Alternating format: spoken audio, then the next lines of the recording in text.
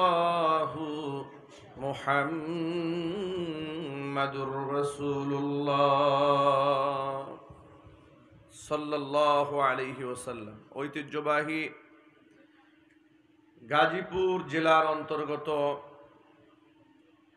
কালিয়াকুর উপজেলার মৌচাক হাফেজ জাহাঙ্গীর আলম দাখিল মাদ্রাসার নুরানী ও নাজেরা বিভাগের ছাত্রছাত্রীদের হিফজ ও কোরআনুল কারীমের সবক প্রদান এবং বৈষম্য বিরোধী ছাত্র আন্দোলনে আহত ছাত্রদের সংবর্ধনা প্রদান উপলক্ষে আয়োজিত আজকের ইসলাহি ও দোয়া মাহফিলের সম্মানিত সভাপতি সাহেব,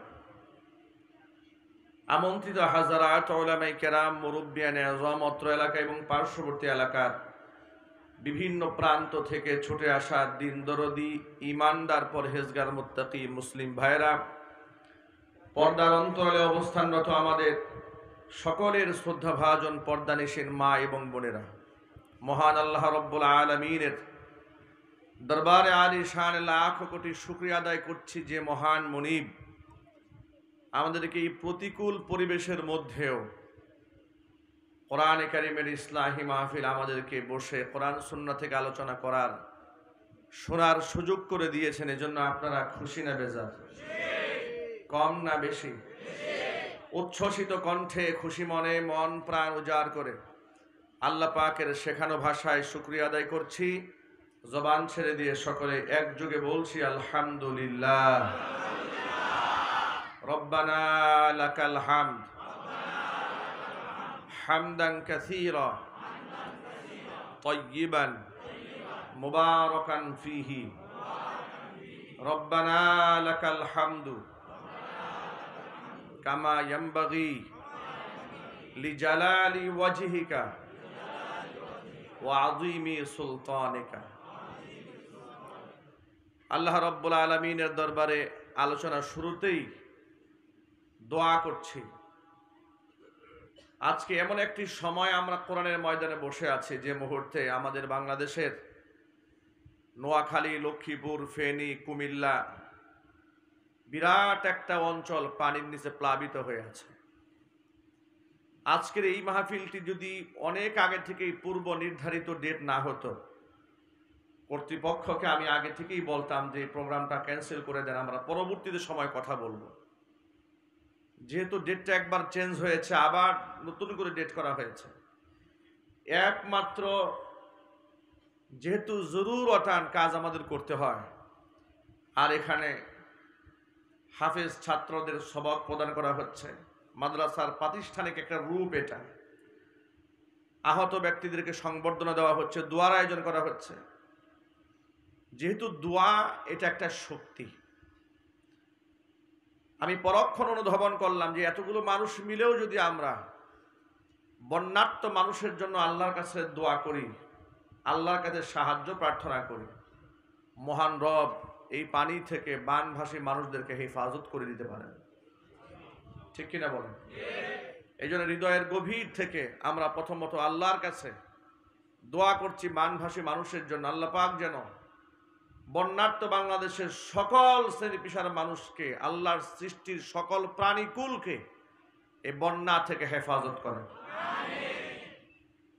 আল্লাহ পাক মৌচাক হাফেজ জাহাঙ্গীর আলম দাখিল মাদ্রাসাকে কিয়ামত পর্যন্ত কবুল করুন। বৈষম্য বিরোধী ছাত্র আন্দোলনে যারা আহত হয়েছেন, আল্লাহ পাক শেফায়ে কামেলা আজিলায়ে কুল্লিয়া নসিব করুন।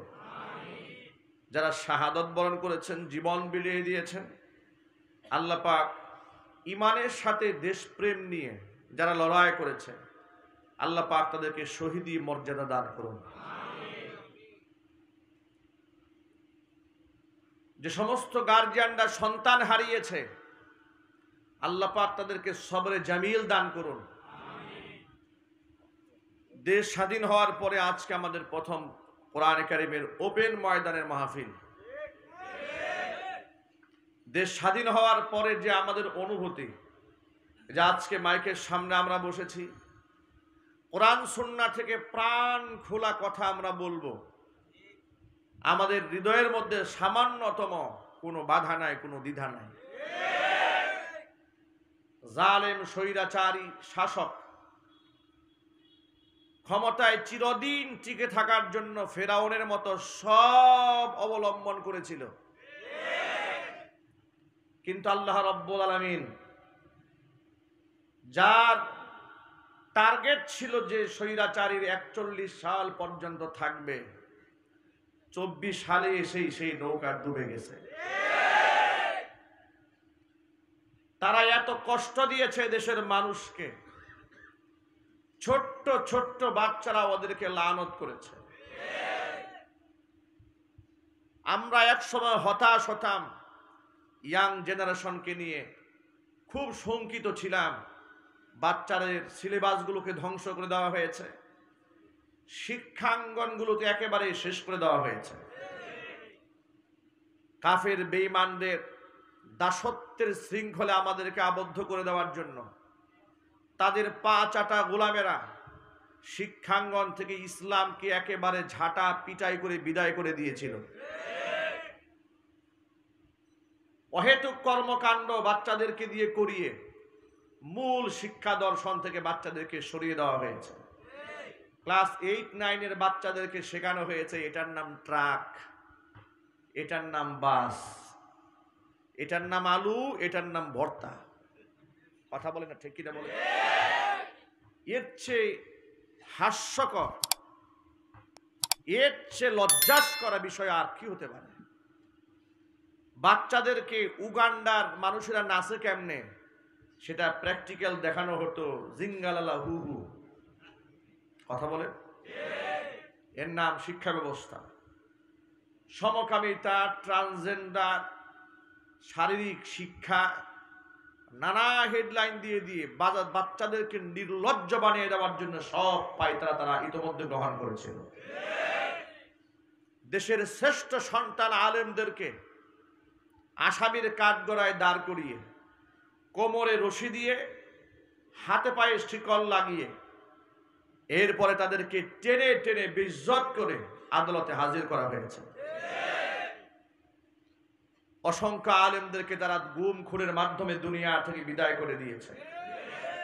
উপমহাদেশের শ্রেষ্ঠতম মুফাসসির কোরআনে কারিমের দায়ী আল্লামা দিলওয়ার হোসেন সাঈদী রাহিমাহুল্লাহ, তাকে সুদীর্ঘ 13টি বছর অন্যায়ভাবে কারারুদ্ধ করে রেখে সর্বশেষ তাকে ইনজেকশন পুশ করে বিষ প্রয়োগে তাকে হত্যা করেছে। আমরা টু শব্দ পর্যন্ত বলতে পারি নাই। স্টেজে ওঠার সময় আমাদেরকে লম্বা তালিকা ধরিয়ে দেওয়া হতো, এই কথা বলা যাবে, সেই কথা বলা যাবে না, এটা বলা যাবে, ওটা বলা যাবে না। এইভাবে আমাদের বাক স্বাধীনতাকেও তারা কেড়ে নিয়েছিল। আল্লামা দেলওয়ার হোসেন সাঈদ রাহিমাহুল্লাহ জাতির শ্রেষ্ঠ সন্তান, জাতির শ্রেষ্ঠ এই দায়ী কোরআনে কারিমের এই খাদেমের পক্ষে কথা বলে বাংলাদেশের অসংখ্য ইমাম সাহেবরা তাদের মসজিদ থেকে চাকরি হারিয়েছেন। অনেকেই মামলা মোকদ্দমার সম্মুখীন হয়েছেন। ওরা আমাদেরকে ট্যাগ দিয়েছিল আমরা হচ্ছি জঙ্গি, আমরা হচ্ছি তালেবান ইত্যাদি কথা বলে বলে মানুষের কাছে ওরা আমাদেরকে হেয় প্রতিপন্ন করেছে। 2018 সালে আমাকেও রাজনৈতিক মামলার 1 নাম্বার আসামি বানিয়ে গরুর রশি দিয়া বেঁধে হাতে হ্যান্ডকাপ পরিয়ে আমাকে আদালতে হাজির করেছে। জিজ্ঞেস করেছিলাম আমার অপরাধ, প্রশাসন বলেছে উপরের নির্দেশ, উপরের নির্দেশে গ্রেফতার করেছে। আপনাদেরকে ছোট্ট একটা কথা বলি, কোরআনে কারীমের মধ্যে আল্লাহ সুবহানাহু ওয়া তাআলা বলেছেন, ইন্নাল মুলুকা ইদা দাখালু ক্বরয়াতান আফসাদুহা ওয়া জাআলু আইজ্জাতা আহলিহা আদিল্লাহ। আল্লাহ পাক বলেছেন, কোন জনপদে যদি জালেম স্বৈরা শাসক ক্ষমতায় প্রতিষ্ঠিত হয়ে যায়, তারা সেই সমাজের মধ্যে 2টা কাজ করে। 1 নাম্বার আফসাদুহা, ওই জমিনের মধ্যে তারা বিপর্যয় সৃষ্টি করে দেয়। 2 নাম্বার কাজ হচ্ছে তাদের ওয়াজআলু আইজ্জাতা আহলিহা আদিল্লাহ, এলাকার সম্মানিত মানুষদেরকে তারা বেইজ্জত করে ছেড়ে দেয়। আল্লামা শাহ আহমদ শফী রাহমাতুল্লাহি আলাইহি থেকে শুরু করে জুনায়েদ বাবুনগরী থেকে শুরু করে একেবারে তৃণমূল পর্যন্ত এমন কোন দেশের বিখ্যাত প্রখ্যাত মুফতি মুহাদ্দিস ফকি বাকি ছিল না যাদেরকে তারা তামাশার পাত্র বানায়া হাসি ঠাট্টা করে নাই। কথা বলতে হবে, ঠিক কিনা বলে? মদ খুল্লম পটেরা চেয়ার দিয়ে বসে থাকতো, আর হাতে গোনা কিছু আলেমদেরকে বিভিন্ন প্রোগ্রামে দাওয়াত দিয়ে নিয়ে মাঝখানে দাঁড় করিয়ে তাদেরকে দোয়া পরিচালনা করতে দেওয়া হতো। বসতে পর্যন্ত দেওয়া হয় নাই। আলেমদেরকে এইভাবে লাঞ্ছনা তারা করেছে, লাঞ্ছনা গঞ্জনা দিয়ে জীবনটাকে তারা তিক্ত বানিয়ে ছেড়ে দিয়েছিল। আলেমদের পায়ের মধ্যে বেরি দেওয়া হতো, বুলেট প্রুফ জ্যাকেট পরিয়ে আল্লামা মামুনুল হকের মতো ব্যক্তিকে, ছোট্ট রফিকুল ইসলাম মাদারির মতো ব্যক্তিকে যখন আদালতে হাজির করা হতো, সাধারণ মানুষ চোখের পানি ছেড়ে ওদের জন্য কাঁদত, ঠিক কিনা বলে? সালাম দিত, এদের কাছ থেকে দোয়া চাইত, আর জালেমদের বিরুদ্ধে আল্লাহর কাছে লানত পেশ করতো, আল্লাহ তুমি এদেরকে গজব দিয়ে ধ্বংস করো। ওরা নিজেদেরকে খুব সম্মানিত মনে করত, দাম্ভিকতার অহংকার এমন পর্যায়ে পৌঁছে গিয়েছিল তাদের, মানুষকে ওরা মানুষ মনে করতো না। বিনিময়ে কি হয়েছে দেখেন, আলেমদেরকে হ্যান্ডকাপ পরিয়ে যারা লাঞ্ছিত করতে চেয়েছে, মানুষের হৃদয় থেকে তাদেরকে উঠাতে পারে নাই। কখনো ধর্ষক, কখনো খুনি, কখনো তারা জঙ্গি ইত্যাদি কথা বলে মানুষের হৃদয় থেকে তাদেরকে উঠায় দেওয়ার ষড়যন্ত্র তারা করেছে। আপনারা এক বাক্যে জবাব দিয়ে বলেন, আলেমদেরকে মানুষের হৃদয় থেকে তারা উঠাতে পেরেছে? চিৎকার দিয়ে বলেন, পেরেছে? বরং একটু লক্ষ্য করেন, ঘৃণার পাত্র তারা আলেমদেরকে বানাতে চেয়েছে, কিন্তু ঘৃণার পাত্র আলেমদেরকে তারা বানাতে পারে নাই। কারণ ইজ্জত দেওয়ার মালিক হচ্ছে একমাত্র আল্লাহ রাব্বুল আলামিন। কোরআন মাজিদ আল্লাহ পাকের ইরশাদ আছে, ইয়ারফাইল্লাহুল্লাযীনা আমানু মিনকুম ওয়াল্লাযীনা উতুল ইলমা দারাজাত। ইমানদারদেরকে আমি সম্মানিত করব, আর যাদেরকে ইলম দান করা হয়েছে, যারা আলেম, তাদের মর্তবা আমি আল্লাহ পাক বাড়ায় দেব। এখন আপনারা এক বাক্যে বলেন, আল্লাহ কি মিথ্যা কথা বলেন? আল্লাহ পাক কোরআনে বললেন আলেমদের সম্মান আল্লাহ পাক দিবেন। নবী করিম সাল্লাল্লাহু আলাইহি সাল্লাম বলেছেন, ফাদলুল আলিমি আলাল আবিদি কাফাদলি আলা আদনাকুম। ওয়াবার সাহাবীরা, তোমাদের ভেতরে সাহাবীদের মধ্যে সবচেয়ে আদনা সাহাবীর উপরে আমি নবীর মর্যাদা যেমন, একজন আবেদ পরহেজগার বান্দার উপরে একজন আলেমের মর্তবা আল্লাহর কাছে ঠিক তেমন। আল্লাহু আকবার বলেন। সেই সমস্ত আলেমদেরকে তারা অপমান করেছে, লাঞ্ছিত করেছে, মানুষের হৃদয় থেকে তাদেরকে মুছে ফেলতে তারা পারে নাই। লক্ষ্য করেন, বরং যারা আলেমদেরকে বেইজ্জত করতে চেয়েছে, ওদেরকে মানুষ এমন ভাবে ধিক্কার দিয়েছে, লানত দিয়েছে, বেআইনি ভাবে যারা আলেমদের হাতে হাত করা পড়িয়েছে, আজকে যখন তাদেরকে আসামির কাঠগড়ায় যখন টেনে হিসড়ে প্রশাসন নিয়ে যাচ্ছে, মানুষেরা তাদের জন্য আফসোস করবে দূরের কথা, ধিক্কার মারছে, কিল ঘুষা লাঠি মারতেছে, এমন কি ডিম নিক্ষেপ করে ইতিহাসে রাস্তা করে ওদেরকে নিক্ষেপ করে প্রমাণ করে দিয়েছে আলেমদেরকে নিয়ে ষড়যন্ত্র যারা করেছে, এদের জনগণ থুতু মেরে ইতিহাসের ডাস্টবিনে ছুঁড়ে মেরেছে। আলেমদেরকে ওরা বেইজ্জত করতে চেয়েছে। আল্লাহ রাব্বুল আলামিন আলেমদের সম্মান আরো বাড়িয়ে দিয়েছেন। যারা যত বেশি মাজলুম হয়েছে, আল্লাহ পাক তত বেশি মাকাম দারাজাত আল্লাহ পাক ওই আলেমদের বাড়িয়ে দিয়েছে। জোরে কোন সুবহানাল্লাহ। বৈষম্য বিরোধী এই ছাত্র আন্দোলন থেকে শুরু করে এত বড় ফেরাউনের পতন হয়ে যাবে, ৯০ নমরুদের পতন হবে, ওদের সাঙ্গ পাঙ্গরা তো কল্পনা করে নাই। কথা একটু বলতে হবে, ঠিক কিনা বলে? ওদের সাঙ্গ পাঙ্গরা কল্পনাও করে নাই যে মালেকা হামেরা এইভাবে দৌড় দেবে। কথা বলেন, একটু বলতে হবে, ঠিক কিনা বলে? কি অহংকার, কি দাম্ভিকতা! হাসিনা পালায় না, হাসিনা পালায় না, টর্চ লাইট দিয়ে তাকে খুঁজে পাওয়া যাচ্ছে না। আমরা কথা বললে আমাদেরকে বলেছে রাজাকারের বাচ্চা, ঠিক কিনা বলে? পাকিস্তানের দালাল বলেছে। আমরা দেখতে পাচ্ছি যাদেরকে পাকিস্তানের দালাল বলেছে একজন পাকিস্তান যায় নাই, কিন্তু ভারতের দালাল যাদেরকে আমরা বলতাম ঠিকই তারা ভারত চলে গেছে। কথা একটু বলেন না, ঠিক কিনা বলেন? যারা এই দেশের মুসলমানদেরকে পাকিস্তানের দালাল বলেছে ওরা কাদের দালাল? একটু জুড়ে বলতে হবে, কার দালাল? ভারতের দালাল। আজকে মোদি তার কুলে তাকে আশ্রয় দিয়েছে। মোদির মনে খুব কষ্ট। কথা বলে না, এই কষ্টের ঠেলায় তো বাঁধ খুলে দিয়েছে। কথা বলে ঠিক না? এই যে বন্যা হয়েছে, এটা কি প্রাকৃতিক বন্যা না কৃত্রিম বন্যা? কৃত্রিম বন্যা।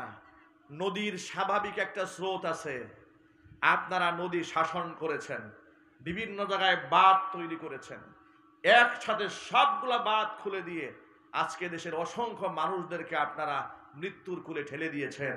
সুতরাং আজ থেকে ৩০ বছর আগে মরহুম আল্লামা দেলোয়ার হোসেন সাঈদ রাহিমাহুল্লাহ যা বুঝতে পেরেছিলেন, সেদিন যদি এই জাতি বুঝতো তার কথাটা, আজকে তার বক্তব্য কি করে মিলে যাচ্ছে? তিনি বলেছিলেন ৩০ বছর আগে গোটা পৃথিবীতে এই বাংলাদেশের মানুষের জন্য ভারতের চাইতে দুশ্মন আর কেউ নাই।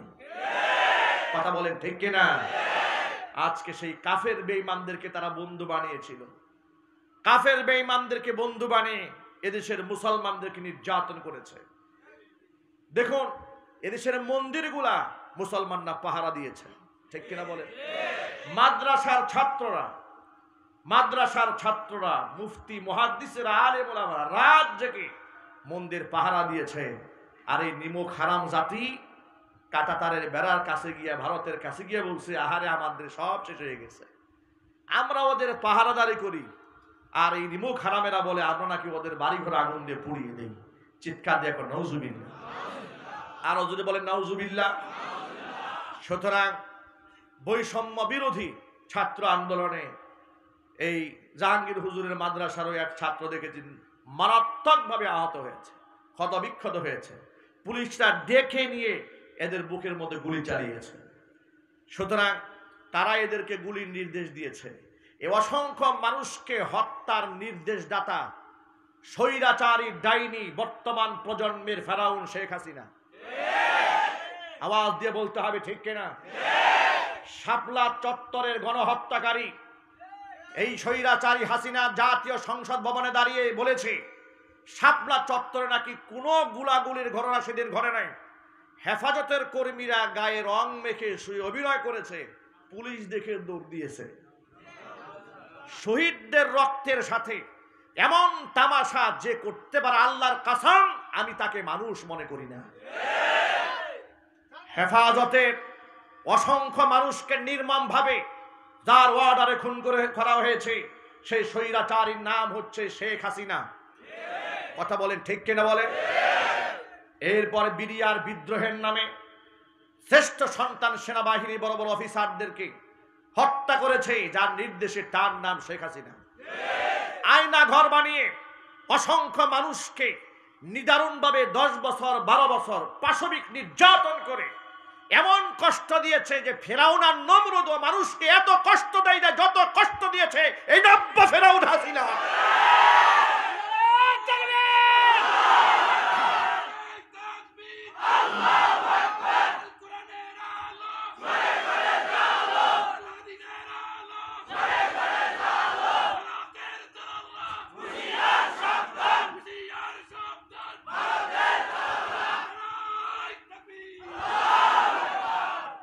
ওরা এত কষ্ট দিয়েছে,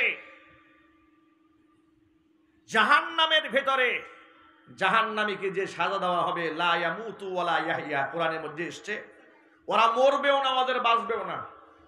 সেই জাহান্নামের শাস্তি শেখ হাসিনার নির্দেশ দিয়ে এ দুনিয়ার অসংখ্য মানুষদেরকে তারা দিয়েছে একমাত্র ক্ষমতাকে কুক্ষিগত করার জন্য। আয়না ঘরের স্রষ্টাই শেখ হাসিনা। আমার খুব বলতে ইচ্ছা করে বুক ফুলিয়ে মাথা উঁচিয়ে, আয়না ঘর বানিয়ে অসংখ্য মানুষকে ছোট্ট কুঠুরির মধ্যে চোখ বেঁধে 12-13 বছর আটকায় রেখে এদেরকে মৃত্যু যন্ত্রণায় যে মহিলাটি ভুগিয়েছে তাকে বাংলাদেশে এনে আয়না ঘরে ঢুকাই দেওয়া হোক। এই প্রস্তাবের সাথে আপনারা কি একমত আছেন? কারা কারা আছেন দু হাত দেখতে চান।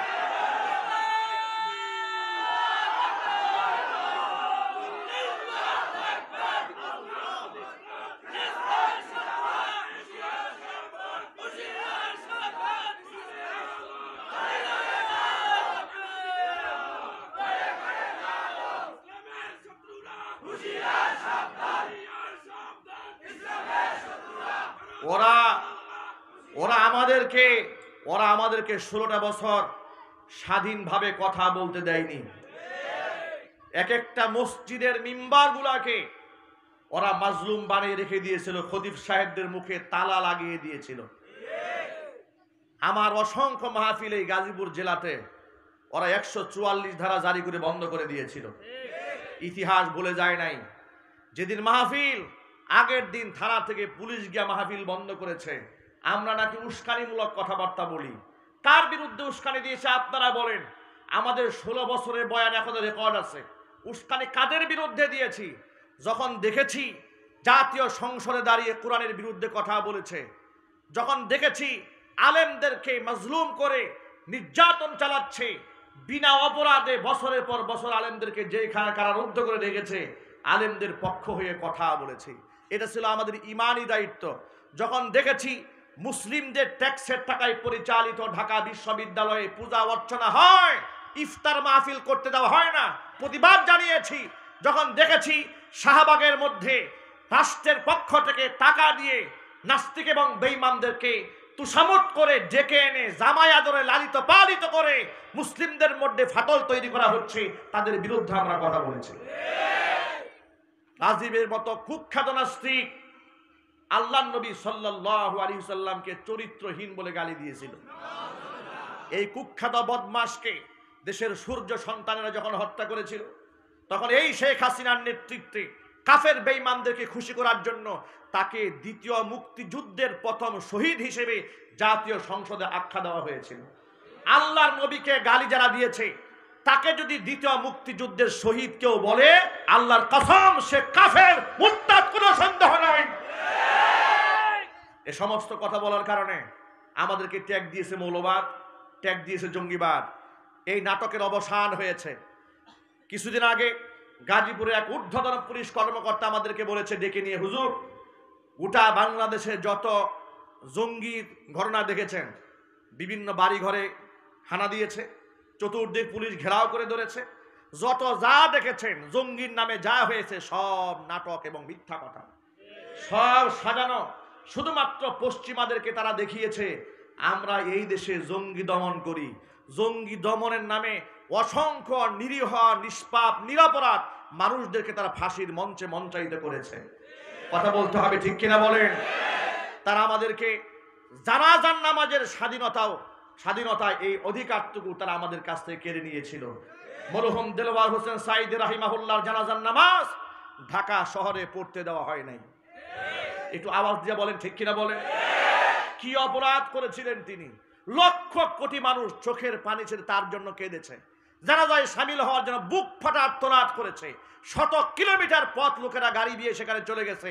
তোমরা কি এ কথা তোমরা ভালো করে দেখতে পাও না? যাদেরকে তোমরা লুচ্চা বদমাশ বানাতে চাও, তাদের জানাজা পড়ে লোকেরা চোখের পানি ছাড়ে নিজেকে ধন্য মনে করে, আর তোমরা যাদেরকে জাতির পিতা বলেছো তার জানাজার নামাজ পড়ে লোক খুঁজে পাওয়া যায় না।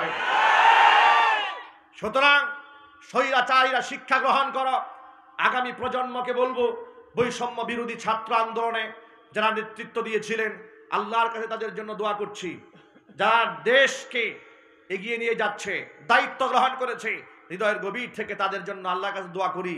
আল্লাহ রাব্বুল আলামিন তাদের নেতৃত্বে একটি সুন্দর বাংলাদেশ আল্লাহ পাক গড়ার তৌফিক দান করেন। তবে সাময়িকভাবে তারা রাষ্ট্র পরিচালনা করছে, কিন্তু এদেশের মুসলমান বুঝে ফেলেছে ইসলাম যদি নেতৃত্ব না আসে, তন্ত্র মন্ত্র দিয়া এদেশের দুর্নীতি বন্ধ করা যাবে না। সুতরাং আমরা আগামীর বাংলাদেশ কোরআনের বাংলাদেশ বানাতে চাই। আগামীর সংসদে শত শত আলেমদেরকে পাঠিয়ে কোরআনের রাজ বাংলার মাটিতে কায়েম করতে চাই। রাজি আছেন? দুহাত দেখতে চাই।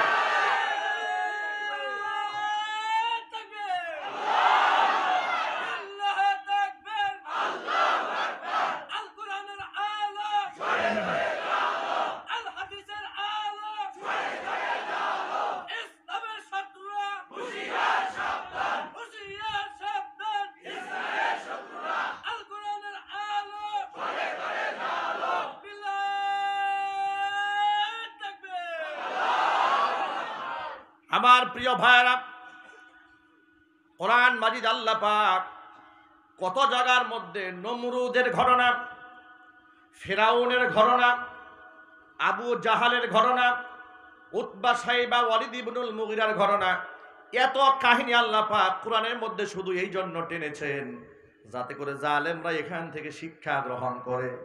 কিন্তু স্বৈরাচারী জালেমরা মনে করে যে এই আমাদের কোনো ক্ষমতার শেষ নাই।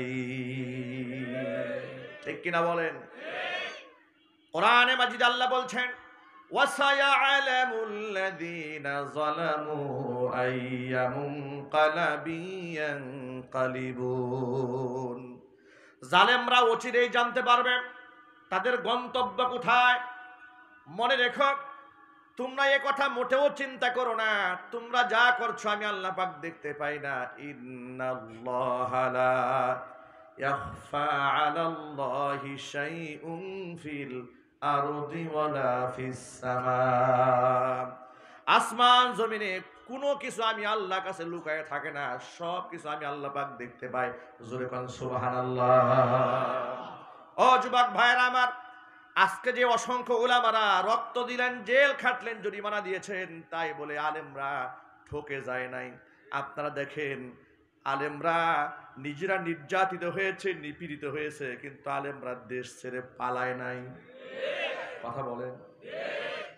আল্লামা সাইদ রাহিমাহুল্লাহকে অনেকেই পরামর্শ দিয়েছিল যে আপনার বিরুদ্ধে অনেক ষড়যন্ত্র হতো, বিদেশ চলে যান। তিনি বলেছেন মোটেও না। যে ফাঁসির রশিকে ওরা ভয় মনে করে, আমরা ওই ফাঁসির রশিকে আমরা ফুলের মালা মনে করি। কেন মনে করেছেন শোনেন, কোরআন কি বলে লক্ষ্য করে শোনেন, খুব ভালো করে শোনেন। আল্লাহ পাক বলছেন, ওয়ালানাবলুওয়ান্নাকুম বিশাইইন মিনাল খাউফি ওয়াল জু'i ওয়া নাকসিম মিনাল আমওয়ালি ওয়াল আনফুসি ওয়াস সামারাত ওয়া বাশশিরিস সাবিরিন। অবশ্যই আমি তোমাদেরকে পরীক্ষা করব। কি দিয়ে পরীক্ষা করব শোনো। বিশাইইন মিনাল খাউফি, ভয় দিয়ে, ভীত সন্ত্রস্ত করে ফেলবো তোমাদেরকে, জানের সংখ্যায় তোমরা পড়ে যাবে, এমন জিনিস দিয়ে তোমাদেরকে আমি আল্লাহ পরীক্ষা করব। মিনাল খাউফি ওয়াল জু'i, ক্ষুধা দিয়া তোমাদেরকে আমি পরীক্ষা করব, নিদারুণ ক্ষুধার কষ্ট যাতনা সহ্য করতে হবে। ওয়া নাকসিম মিনাল আমওয়ালি ওয়াল আনফুস, সম্পদগুলো সব বিনষ্ট হয়ে যাবে। সম্পদ, দুনিয়ার সম্পদ বলতে যা বোঝায় সব শেষ হয়েও যেতে পারে। ওয়াল আনফুস, তোমার জীবনটা পর্যন্ত শেষ হয়ে যেতে পারে। আমি আল্লাহ পাক তোমাকে এইরকম ভাবে পরীক্ষা করব। আমি আল্লাহ পাক দেখে নিতে চাই ইমানের দাবিতে কে কতটুকু সত্যবাদী আর কে কতটুকু মিথ্যাবাদী। আমি আল্লাহ পাক দেখে নিতে চাই।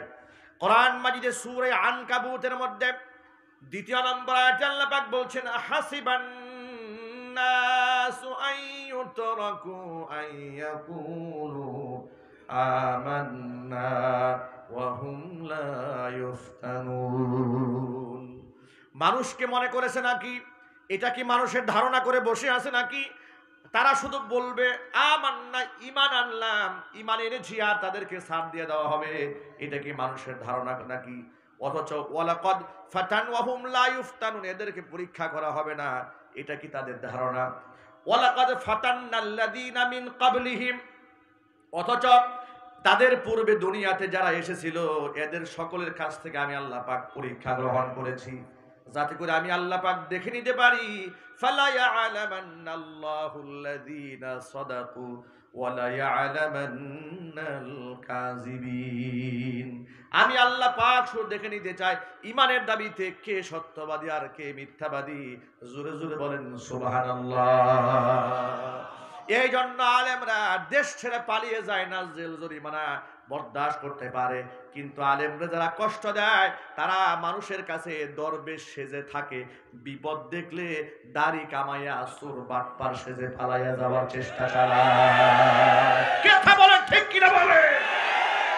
আমার প্রিয় ভাইরা, ইমানদারের জীবনে যত বিপদ আসুক না কেন তাদের হতাশ হওয়ার কিছু নাই। পুরস্কার আল্লাহর পক্ষ থেকে আছে না নাই? একটু জোরে বলেন।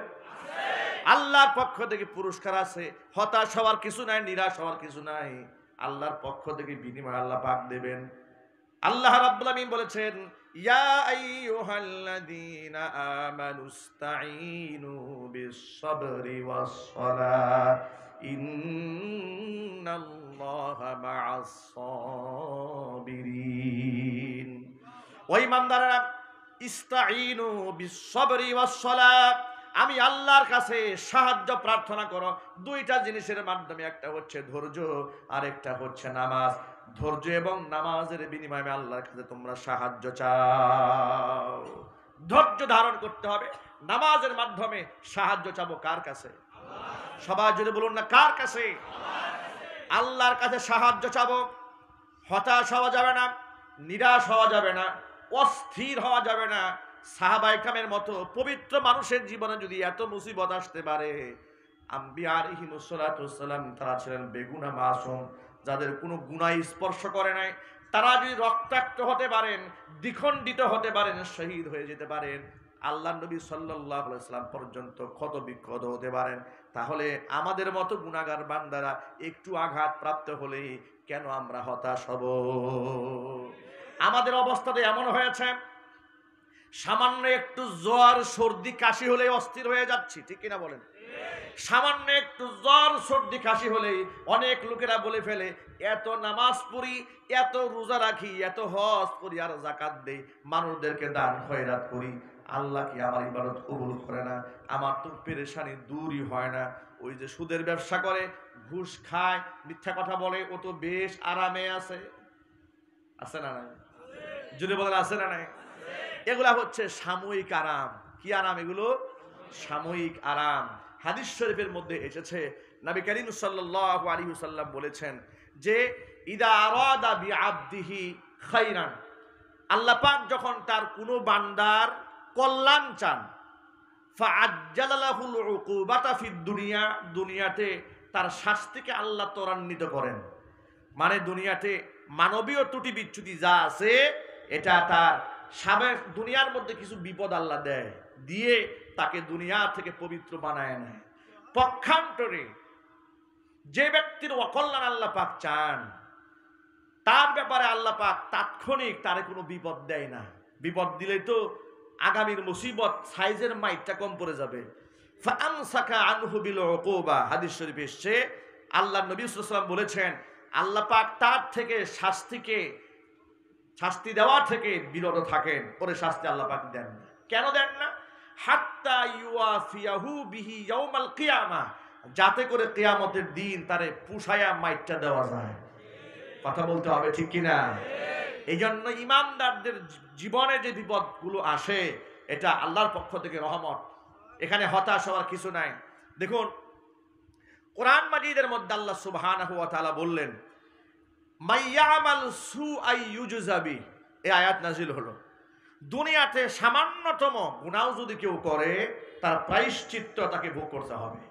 এই আয়াত নাজিল হওয়ার পরে আবু বকর সিদ্দিক রাদিয়াল্লাহু তাআলা আনহু ছোটখাটো একজন সাহাবী ছিলেন, ঠিক না?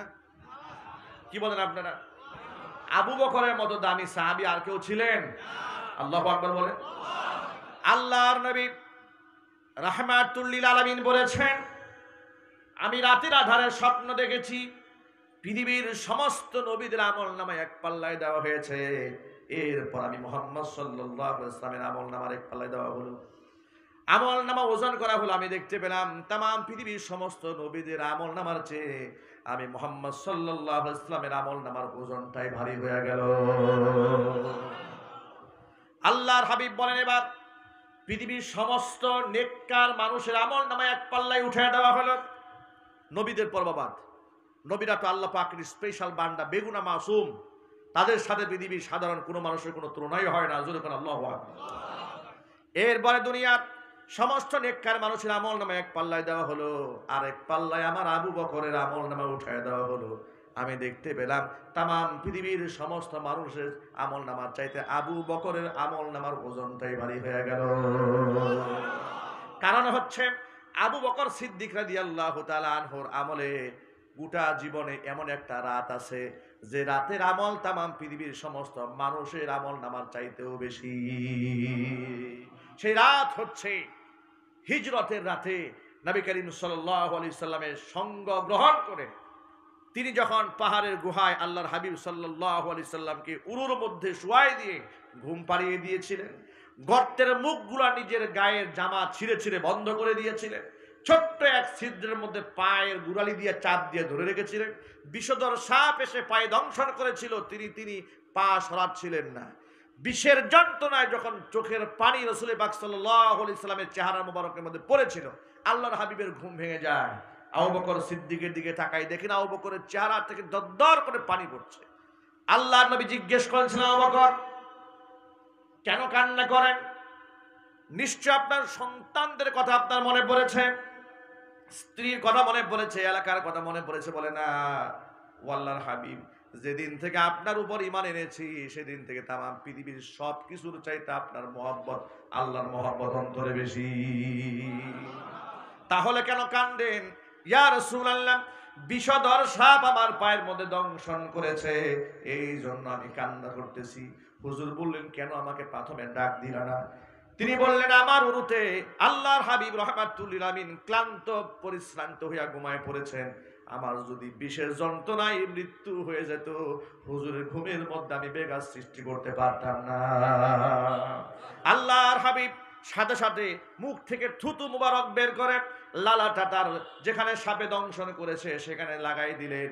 হযরত আবু বকর বলেন, নবীজির থুতুখানা আমার পায়ে দেওয়ার সাথে সাথে বিশেষ যন্ত্রণা মুহূর্তে দূর হয়ে যায়। ওই এক রাতের ইবাদত, আল্লাহ রাসূল বলেছেন আবু বকরের জীবনে এমন একটা রাত আছে যে রাতের ইবাদত গোটা পৃথিবীর সমস্ত মানুষের ইবাদতের চাইতেও দামি, মূল্যবান। চিৎকার দিয়ে এখন আল্লাহু আকবার। সেই আবু বকর যখন কোরআনের এই আয়াতটা নাজিল হলো, মাইয়া আমাল সুআই ইউজজাবি, একটা গুনাহ করলেও প্রায়শ্চিত্ত ভোগ করতে হবে। আবু বকর সিদ্দিক রাদিয়াল্লাহু তাআলা আনহু এমন ভাবে শঙ্কিত হলেন, ভয় পেয়ে গেলেন। আবু বকর রাদিয়াল্লাহু তাআলা আনহু একেবারে কোমর সোজা করে একেবারে দাঁড়ায় গেলেন। কোমর থেকে একটা আওয়াজ বের হলো। আল্লাহর হাবিব আবু বকরকে ডাক দিলেন, আবু বকর আপনি এমন করছেন কেন? ছটফট করছেন কেন? আবু বকর বলে, ইয়া রাসূলুল্লাহ, আল্লাহ পাক কোরআন মাজিদে বলেছেন সামান্য একটা গুনাহ করলেও প্রায়শ্চিত্ত ভোগ করতে হবে। চলাফেরায় তো আমরা কত গুনাহ করে ফেলি। আল্লাহু আকবার বলেন। দেখেছেন কত ভয় থাকে, কত গুনাহ আমরা করি, কি হবে আমাদের? আল্লাহর নবী আবু বকর সিদ্দিক রাদিয়াল্লাহু তাআলা আনহুকে ডেকে বলেন, আবু বকর আপনি যখন রাস্তায় হাঁটেন চলার পথে কি আপনি পায়ের মধ্যে হুঁচট খান না? বলে হ্যাঁ খাই। আপনি কি কোনো জিনিস হারায়া পেরেশান হয়ে যান না? বলেন হ্যাঁ তাও তো হই। এমন অনেক সময় হয় না? মোবাইলের চার্জার খুঁজে পাচ্ছি না, ঠিক কিনা বলেন? পকেটে মোবাইল রেখে সারা ঘর খুঁজে শেষ, ঠিক কিনা বলেন? হাতের মধ্যে ঘড়ি রেখে খুঁজছে আধা ঘন্টা, ঘড়ি পায় না। কথা বলে না? গ্রামের এক গল্প শুনেছিলাম যে কাঁধে লাঙল নিয়া ক্ষেত থেকে ফেরত আসছে, বউর কাছে বলতেছে, এই আমি যে খেতে গেলাম লাঙ্গল নিয়ে যাই নাই, তুই বলবি না আমারে? কাঁধে কিন্তু লাঙ্গল। উনি মোটামুটি খুঁজা শেষ, বলছে আচ্ছা আপনার কান্দে উঠে কি? তাকাই দেখে লাঙ্গল। আপনি তো এটাই নিয়ে গেছে। তাই নাকি? বলে হ্যাঁ। এটা কান্দে নিয়েই তো আমি খালি খুঁজছি লাঙ্গল কই। এই যে দেখেন হাতের কাছে একটা জিনিস নিয়ে খুঁজে পায় না, এমন হয় না? চলার পথে আপনি হুঁচট খাইছেন, ব্যথা পেয়েছেন, কষ্ট পেয়েছেন, কিংবা আপনাকে সমাজের লোকেরা বাজে কথা বলে কষ্ট দিয়েছে, আপনাকে শারীরিক কিংবা মানসিক টর্চার করেছে, নির্যাতন করেছে, আপনার অন্তরে ব্যথা লাগে না? ব্যথা লাগে। হতাশ হবেন না। নবী করিম সাল্লাল্লাহু আলাইহি ওয়াসাল্লাম বলেছেন, আবু বকর চলার পথে যে হোঁচট খান, এক একটা হোঁচট খাওয়ার বিনিময়ে আল্লাহ পাক আমল নামা থেকে গুনাহগুলা মুছে দেয়। আপনি যে পেরেশান হন, পেরেশানিতে আপনার সগীরা গুনাহ আল্লাহ মাফ করে দেয়। সুতরাং এভাবে আল্লাহ সুবহানাহু ওয়া তাআলা আমল নামা থেকে ছোট ছোট গুনাহ, দুনিয়ার ছোট্ট ছোট্ট বিপদের বিনিময়ে দূর করে দেন। আমি আপনাদেরকে শুধু একথা বোঝাতে চেয়েছি, এই দুনিয়ার ইমানদারদের যে বিপদ আসে এটা আল্লাহর পক্ষ থেকে গজব নয়, এটা আল্লাহর পক্ষ থেকে রহমত। ঠিক কিনা বলেন? এটা আল্লাহর পক্ষ থেকে কি? রহমত। আপনি পেরেশান হয়ে গেছেন, হতাশ হবেন না। আজকে দেখুন ফেনী, নোয়াখালী, লক্ষ্মীপুর, ছাগলনাইয়া এই এলাকার বিস্তীর্ণ এলাকার মানুষ আজকে পানিবন্দী। আজকে তারা চরম মুসিবতের সম্মুখীন হয়েছে। এটা একটা কৃত্রিম মুসিবত আমাদের দুশ্মন ভারত তৈরি করে দিয়েছে। প্রথমত ইমানদারদের এখানে হতাশ হওয়ার কিছু নাই। তারা কঠিন পরীক্ষার সম্মুখীন হয়েছে, তাদের সহযোগিতার জন্য গোটা বাংলাদেশের মানুষ আমরা ঝাঁপায়ে পড়েছি, ভবিষ্যতে আরো ঝাঁপায়ে পড়বো ইনশাআল্লাহ। যিনি যেখানে আছে ওদের বিপদ দেখে আমাদের কাফের শত্রুরা হাসতেছে। ওরা বলছে আমাদের পানির ধাক্কা তোমরা সামলাইতে পারো না, আবার সেভেন সিস্টারকে নিয়ে তোমরা হুমকি দাও। আমরা ওদেরকে খুব স্পষ্ট জানাই দেই, তোমাদের পানির ধাক্কা বরদাস্ত করার মতো ক্ষমতা আমাদের আছে না নাই টের পাও নাই? তোমরা অতর্কিতভাবে পানি ছেড়ে আমার অসংখ্য ভাই বোনদেরকে তোমরা পানি বন্দি করে দিয়েছিলে, আর আমরা বিনা নোটিশে বিনা প্রচারণায় লক্ষ লক্ষ সাহায্যার্থী মানুষ তাদেরকে সাহায্য করার জন্য এগিয়ে গেছি। আলহামদুলিল্লাহ বলে গোটা বাংলাদেশের আপামর জনসাধারণ তাদের পিছনে শ্রম দিচ্ছেন, ঘাম ঝরাচ্ছেন। আমরাও যারা আছি টাকার বিনিময়ে শারীরিক পরিশ্রমের মাধ্যমে তাদের পাশে দাঁড়াতে চায়। ফেনীর এবং ছাগলনাইয়া, লক্ষ্মীপুর, নোয়াখালী ওই সমস্ত আমার ভাইরা ফকির মিসকিন নয়, তারা আমার আপনার ভাই। তারা আজকে মুসিবত পড়েছে, এই মুসিবত তো আমার উপরেও আসতে পারত। কথা বলেন ঠিক কিনা বলেন? তাদের পাশে দাঁড়াবার দরকার আমাদের আছে না নাই? একটু যদি বলেন, একজন মানুষও বাকি থাকবেন না এমন যে সহযোগিতায় হাত না বাড়াবেন। যিনি যেখানে যাকে বিশ্বস্ত মনে হয়, আমানতদার মনে হয়, আজকে তো আমার বলতে দ্বিধা নাই, আস-সুন্নাহ ফাউন্ডেশন, বাম এবং রামেরা তাকায় দেখো মানবতার কাণ্ডারি কারা। তোমরা তো আলেমদেরকে মানবতা বিরোধী বলো, আলেমরা প্রমাণ করে দিয়েছে সময়ের ব্যবধানে গোটা জাতির জন্য, জাতির মুসিবতে আলেমরা প্রমাণ করেছে আলেমদের চেয়ে মানব দরদি এই জাতির মধ্যে আর কেউ নেই। কথা একটু জুড়ে বলতে হবে, ঠিক কিনা? আস-সুন্নাহ ফাউন্ডেশন একা যে ত্রাণ নিয়ে তাদের দরবারে হাজির হয়েছে, গোটা বাম, রাম, তথাকথিত নারীবাদী আর মানবতাবাদী গোষ্ঠী সহ মিলেও এর শতভাগের এক ভাগও হবে না। আল্লাহু আকবার বলেন। আলেমরা মানুষের আস্থার জায়গা ইতোমধ্যে অর্জন করেছেন। আস্থার জায়গা আগেও ছিল, কিন্তু আফসোস এই দেশে কাফেরদের লালিত সরকার আলেমদের অবদান মিডিয়াতে কোনোদিন তুলে ধরে নাই। আমি কি অসত্য কথা বললাম নাকি? আস-সুন্নাহ ফাউন্ডেশনের মাধ্যমে সিলেটের বন্যা দুর্গত মানুষের পাশে, উত্তরবঙ্গে দুর্গত মানুষের পাশে যে পরিমাণ ত্রাণ, শত শত টন চাল, গম, খাবার পৌঁছে দিয়েছে, এটা আগেও দেয় নাই? দিয়েছে। জাতীয় মিডিয়াতে প্রচার হয়েছে? না না, জাতীয় মিডিয়াতে এগুলো প্রচারিত হবে না। জাতীয় মিডিয়াতে কি প্রচারিত হবে? প্রচারিত হবে সারেগামা পাদানিসা গাইয়া জামা খুলছিল কে? কথা বলে না, যদি বলতে হবে তো ঠিক কিনা বলে? কারা মহিলা চ্যাম্পিয়নশিপ নিয়ে আসছে, হাফ প্যান্ট পরি মহিলারা বিরাট কাম করে নিয়ে আসছে, এটা জাতীয় টেলিভিশনে হাইলাইট করা হয়েছে। আমরা বিগত জীবনে আলেমদেরকে বাঁকা চোখে দেখার যে কালচার এই দেশে দেখেছি, বৈষম্য বিরোধী ছাত্র আন্দোলনের মাধ্যমে ওই সমস্ত একরুখা কানা দাজ্জালি সমাজ ব্যবস্থার পতন ঘটেছে। আজকে জাতীয় পত্রিকা, টেলিভিশনে দেখেছি আস-সুন্নাহ ফাউন্ডেশনের কর্মকাণ্ড প্রথম সারির টেলিভিশনগুলো প্রচার করে বেড়াচ্ছে। ওয়াতিলকাল আইয়ামু নুদাবিলুহা বাইনান নাস, কোরআন আল্লাহ পাক বলেন এভাবেই দিনগুলোকে আমি পাল্টাইয়া দেই। এবার দিন এসেছে ইসলামপন্থীদের দিন। কথা বলেন ঠিক কিনা? আপনি দেওয়ার কোনো জায়গা না যদিও পান, আস-সুন্নাহ ফাউন্ডেশনে যোগাযোগ করেন। আস্থার প্রতীক আস-সুন্নাহ ফাউন্ডেশন শেখ আহমদুল্লাহ হাফিজাহুল্লাহর নেতৃত্বে পরিচালিত হচ্ছে। শেখ আহমদুল্লাহ জাতির শ্রেষ্ঠ সন্তান, জাতির রত্নের জন্য আমরা আল্লাহর কাছে দোয়া করছি, আল্লাহ পাক তার হায়াতে তয়্যিবা দান করেন, তার মাধ্যমে দেশ এবং জাতি আরো বেশি উপকৃত হোক। এটা আমরা চাই না? যদি বলুন চাই না? তাকে বিতর্কিত করার জন্য একটা গোষ্ঠী বাম পাড়াতে খুব প্রচেষ্টা করেছে কিছুদিন আগে। এমনকি বাম এবং রামদের লালিত আরেকটা টুপি দাড়িওয়ালা বাহিনী, তথাকথিত সুন্নি বাহিনী, তাকে নিয়ে অনেক বাজে কথা বলেছে। আজকে দেখলাম হঠাৎ করে ওদের মুখ শুকায় গেছে। কথা বলেন ঠিক কিনা? আল্লাহ পাক ওদের চেহারাকে, যারা ইসলামের বিরুদ্ধে কাজ করে এবং ইসলামের বিরুদ্ধবাদী শক্তিদেরকে শক্তি যোগায়, আল্লাহ ওদের চেহারা আরো কালা বানায় দিক। হুজুর কোন আমি। এমনকি এই আস-সুন্নাহ ফাউন্ডেশনের মাধ্যমে আজকে সেখানে ত্রাণ বিতরণ হচ্ছে। যে যেভাবে পেরেছে দান করছে, সহযোগিতা করছে, আপনারা সহযোগিতার হাত বাড়ান। আলেম ওলামার নেতৃত্বে কোনাবাড়িতে আলেমদের টিম যাচ্ছে, গাজীপুর বিভিন্ন জায়গা থেকে আলেমদের টিম সেখানে যাচ্ছে। যে সংগঠন, যে হাত আপনার কাছে আস্থার হাত মনে হয়, তার হাতে নিজের কষ্টার্জিত টাকা আপনি হস্তান্তর করেন। এই বিরাট দান এবং অনুদানে মানবিক কাজে নিজেকে সম্পৃক্ত করুন।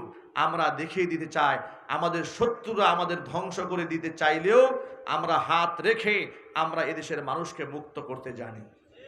কথা বলেন, ঠিক কিনা বলেন? বলেন ইনশাআল্লাহ।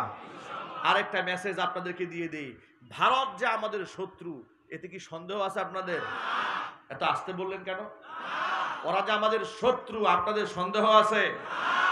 ওদের দালাল যারা ক্ষমতায় ছিল, চলে যাওয়ার পরে ওদের চ্যানেলের কান্নাকাটি দেখে মনে হয়েছে ওরা কোনো রাজ্য হারিয়ে ফেলেছে। কথা বলেন।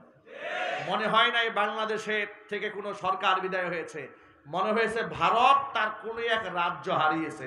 ওদের কান্নাকাটি দেখে আমাদের কাছে তাই মনে হয়েছে। ওরা আমাদেরকে বাদ দিয়ে নদী শাসন করে আমাদেরকে বানে ভাসিয়ে দিতে চায়। আমরা ছাত্র জনতাকে সাথে নিয়ে, মাজলুম এদেশের আলেম ওলামাদেরকে সাথে নিয়ে যদি আমরা নতুন একটা সূর্যের উদয় এদেশে ঘটাতে পারি, তাহলে আমরা ইনশাআল্লাহ আমাদের শত্রুদেরকেও মোকাবেলা করার জন্য হাতে হাত রাখতে পারবো। ইসরায়েলি পণ্য আমরা যেভাবে বয়কট করেছিলাম, যেভাবে বয়কট করে আছি, ঠিক সেভাবে ভারতীয় সমস্ত পণ্য বয়কট করতে হবে। ইনশাআল্লাহ বলেন। আর চিৎকার দিয়ে এখন ইনশাআল্লাহ। ওদের এই দেশে 26 লক্ষ কর্মচারী আছে, এগুলাকে চিহ্নিত করে ঘাট ধাক্কা দিয়ে বের করে দেওয়া হোক। কথা বলেন, ঠিক কিনা? এমনকি আমাদের দেশের পাইপলাইন দিয়ে, মোটা পাইপ দিয়ে বিগত জালেম স্বৈরাচারী কাফের বেঈমানদের গোলাম এদেশে রাষ্ট্রীয় সম্পদ, দেশের মানুষের সম্পদ গ্যাসগুলাকে বিদেশে পাচার করেছে। গ্যাসের লাইনটা 2-1 দিনের মধ্যে কর্তন করে দেওয়া হোক। কথা বলে মুসলমান, ঠিক কিনা বলে? গ্যাসের লাইন যদি বন্ধ করে দেওয়া হয়, বাংলাদেশের ঘরে ঘরে গ্যাসের লাইন পৌঁছে যাবে। আজকে ওরা আমাদের কাছ থেকে সব সুবিধা ভোগ করেছে। আলহামদুলিল্লাহ, এদেশের মানুষ এই জালেম স্বৈর শাসকের কাছ থেকে মুক্তি লাভ করেছে, ভারতের আধিপত্যবাদীদের কাছ থেকে মুক্তি লাভ করেছে। এই স্বাধীনতা অক্ষুণ্ণ রাখতে হবে, টিকিয়ে রাখতে হবে। আলিমদের নেতৃত্বে কোরআনী শাসন ব্যবস্থা কায়েম করে এই দেশকে রক্ষা করার জন্য প্রস্তুত আছেন কারা? আমি দোয়া দেখতে চাই। আল্লাহ পাক যেন কবুল করেন, মঞ্জুর করেন। সকলে জোরে করে আমিন। আর জোরে বলেন আমিন। হাত নামান। আল্লাহ রাব্বুল আলামিন যেন আমাদেরকে বিপদে মুসিবতে ধৈর্য ধারণ করার তৌফিক দান করেন, বিপদগ্রস্ত মানুষের পাশে দাঁড়াবার তৌফিক দান করেন। আল্লাহ রাব্বুল আলামিন মৌচাক হাফেজ জাহাঙ্গীর আলম দাখিল মাদ্রাসাকে কিয়ামত পর্যন্ত কবুল করুন। মাদ্রাসার সমস্ত হাজাত আল্লাহ পাক তার গায়বে খাজানা থেকে মিটাই দিন। সকলেই বলেন আমিন।